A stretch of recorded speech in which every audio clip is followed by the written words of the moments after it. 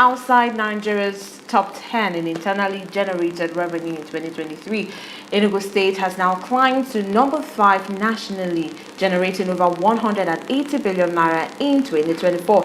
That's a leap that caught the attention of analysts and business owners alike. But behind the big questions are even bigger questions. How did Enugu achieve this growth? What's the story behind the new IGR structure? And joining me in the studio to answer this is Mr. Rowland Ndudim, a financial analyst. You're welcome on the program, Mr. Rowland. Thank you very much. How are you doing today? Fine. Good to have you here. Thank you.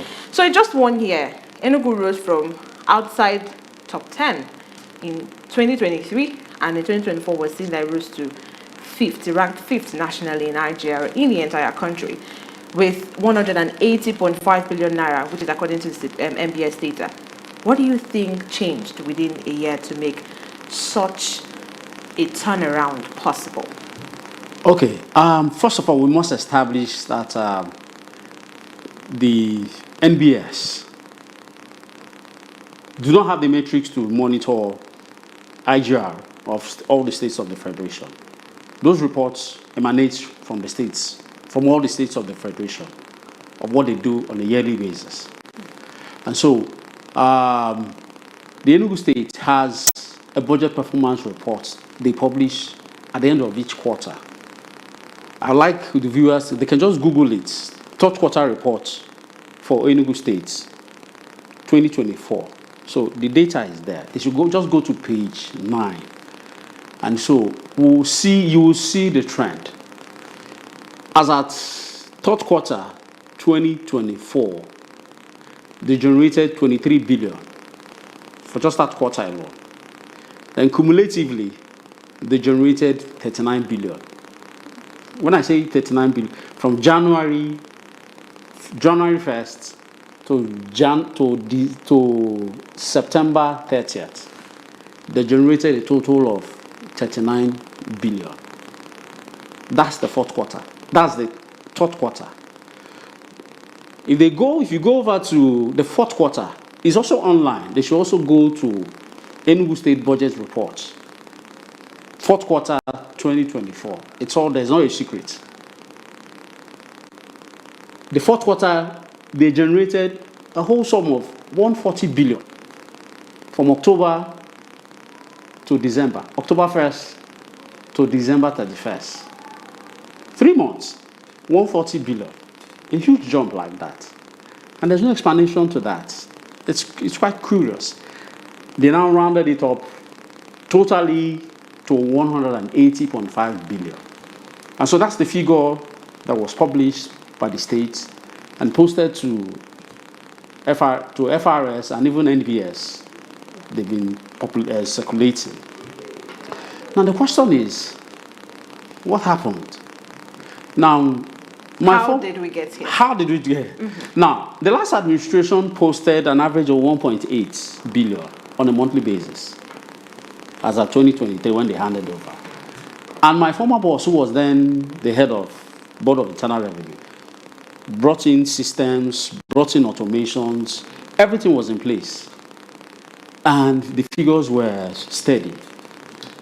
So, 2 years after, or 1 year after, we were seeing a jump from 1.8 billion on a monthly basis. If you divide 180 billion by 12, you're talking about 15 billion on a monthly basis. The percentage jump from 1.8 to 15 billion, that's about 733%. That's mind-boggling. And so these are questions we need to ask. What happened? So you're saying it's not realistic? It's curious. People need to hey, what's going on? What's going on here? And so these are the issues. And it is even more intriguing. Every report presented by any state, financial report for that matter, both public, private reports, is always signed by an individual. This time around, previous reports have been signed. First quarter was signed by the Commissioner for Budget and Planning, who is a lawyer. But subsequent reports, I have all the reports, even up to second quarter of this year. It's not signed. That's a big issue. It shows there's something wrong. Because every report must have the signature of the person representing the government. It shouldn't be left blank. If you go through all the reports, third quarter, fourth quarter, first quarter of this year, second quarter of this year, it is blank. And so it raises a big issue. Why this should be done. I wish the state can come up to explain this. Yes, it's good they've been rendering reports. Fine, you give them the credit. But the public are stakeholders of this report. They need to know what's actually going on. These funds you're projecting, how real is it? Because there's nothing new. I would have accepted, okay, maybe automations were not in place. Collection was done manually, but the last administration, headed by my boss, installed everything.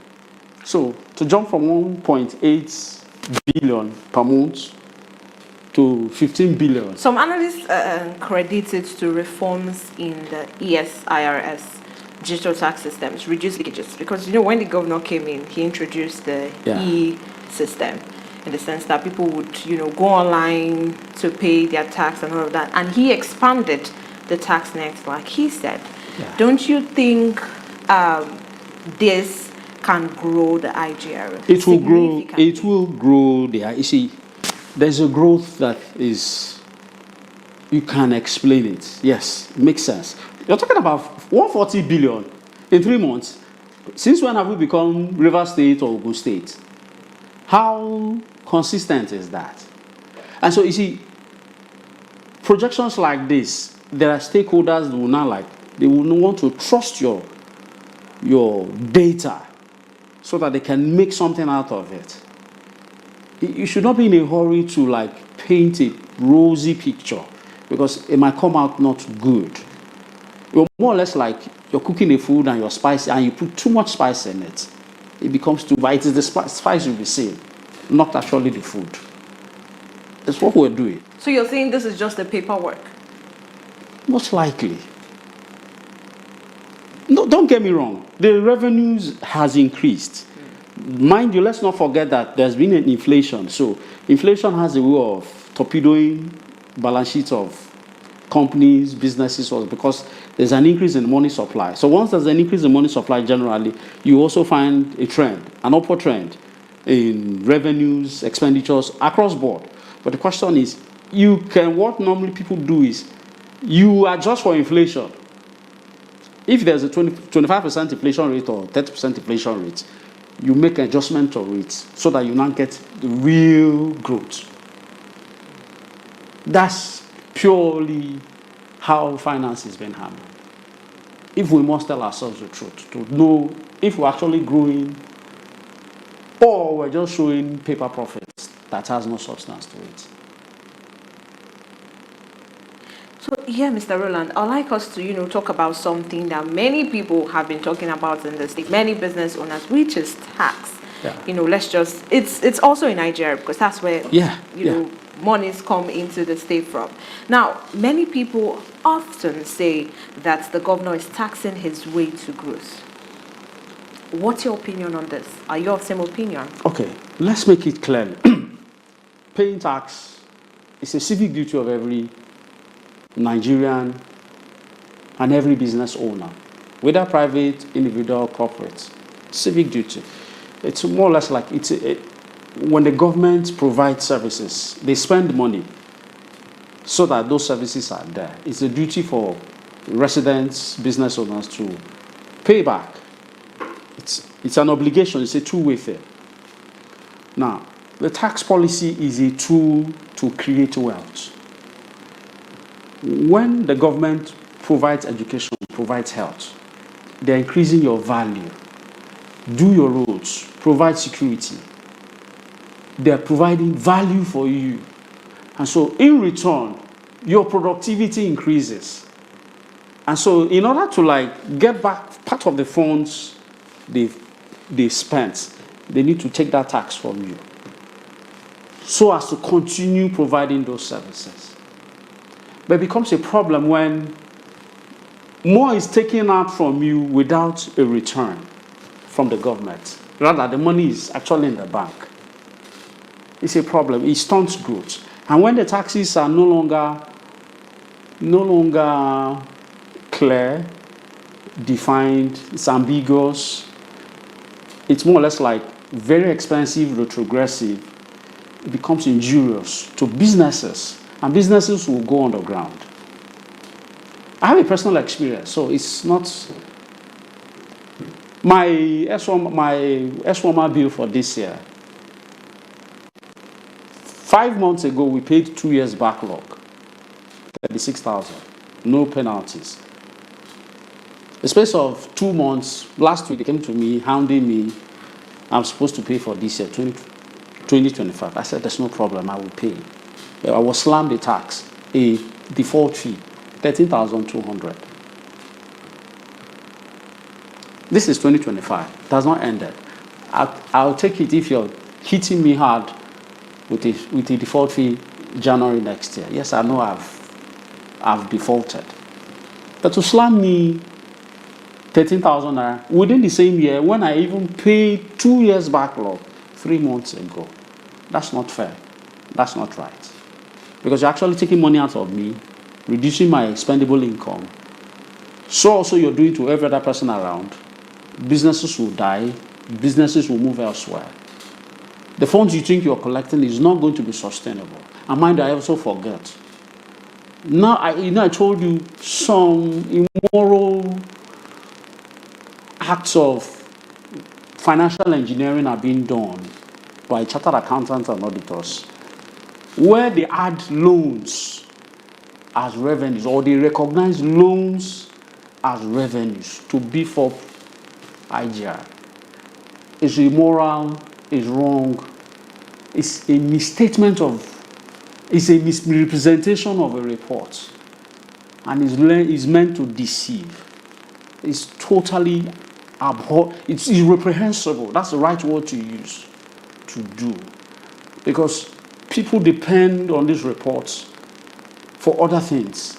There are business partners, your financial partners, global partners, not like, hey, what's happening here? So people will not rely on your reports again when it's clear that something is going wrong. Yeah, Mr. Rowland, let me just take you back to what you said earlier while you were speaking. Yeah. You said for you to, tax people, residents in your state, you must have given them something, maybe created build what? Infrastructure or, things for them to be able to pay the tax. So are you saying Governor Mba hasn't done that in Enugu State?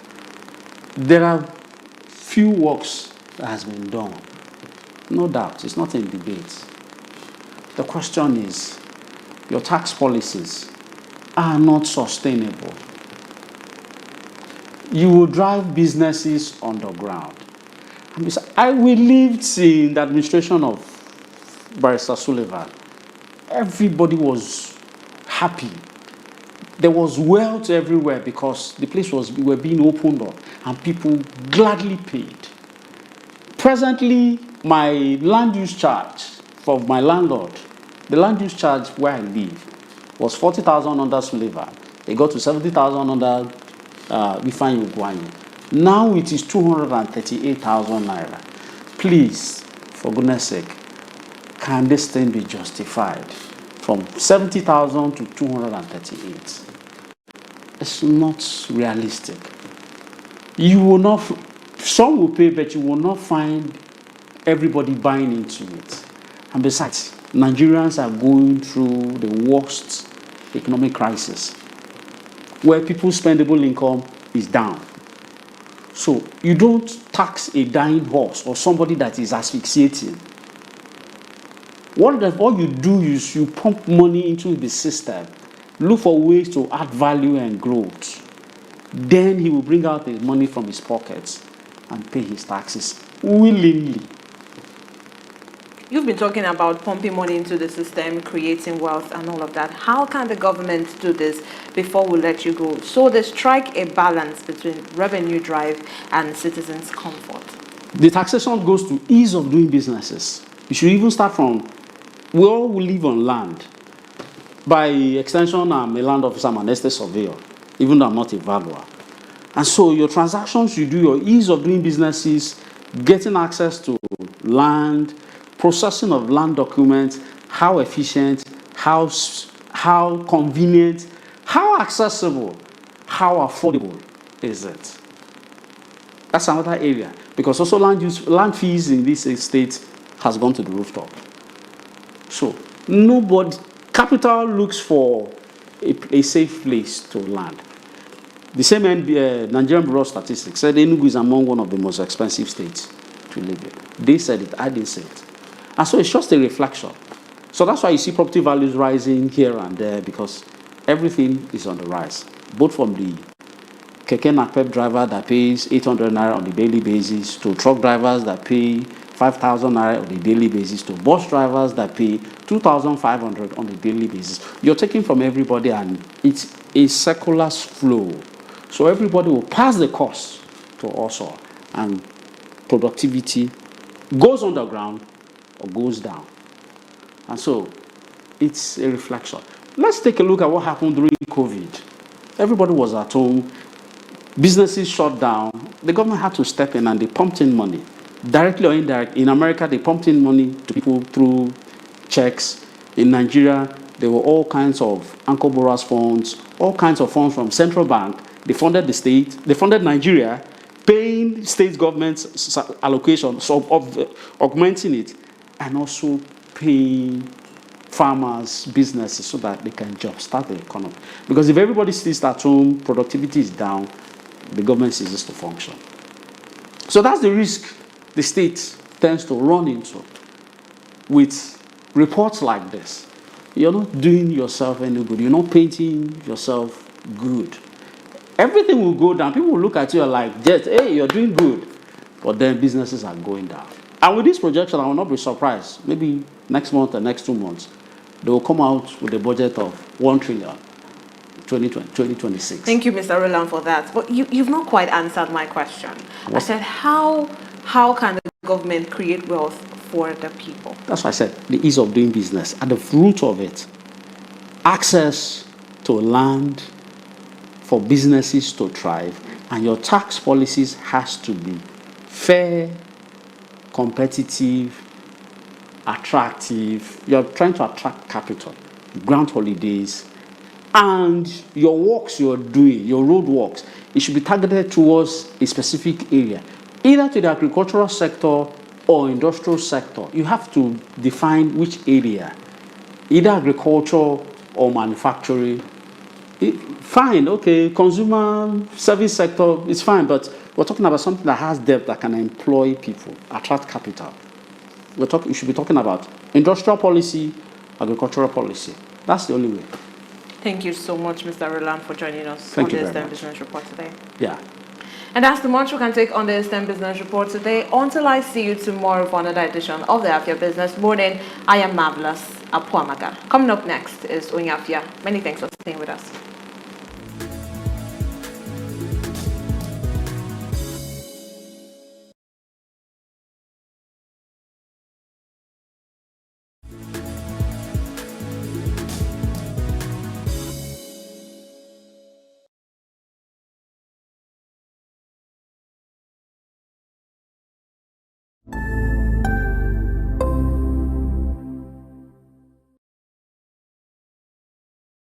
How markets?